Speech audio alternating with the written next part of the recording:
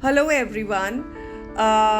Emotional intelligence, right? It's something which has become really trendy for everyone, personally, professionally, everywhere. Where you talk with people, they talk about emotional intelligence. A person should be highly emotionally intelligent, things like that.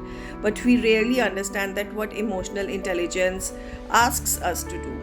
So, here I am going to share with you something which is very basic and which is the starting point for all of you over here. Emotional intelligence is an intelligence which can be worked upon, which means that it can be enhanced and expanded as well. At the same time, emotional intelligence begins with self awareness. Remember, it begins with self. So, as we say, charity begins at home. Similarly, the self awareness is very crucial. So, which means that you should be aware that in what situations, how do you feel, a certain kind of statement or a certain kind of word or a certain kind of person, how they make you feel. So that feeling factor, those emotions that are evoked when you are in certain situations or in front of certain people, you should be aware of that.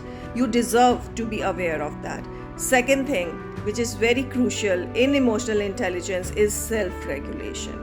So once you get self-aware, what we need to do after becoming self-aware? Yes, okay, this person triggers me with negative emotions, or this situation triggers me with positive or negative, whatever emotions. But then what do I have to do around it?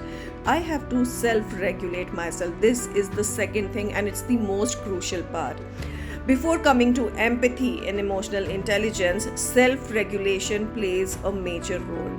So I would suggest you that be aware of your own feelings and emotions when you are in certain situations, when you are in certain surroundings, when you are in certain company of certain people, or when you are thinking a certain thought. How do you feel? How do you emote around it? Be aware of it. You deserve to be aware of that. And second is that regulate that emotion, whether it is positive or negative. Practice regulating it, or having that check on it, that whether you are able to decrease it, increase it or not.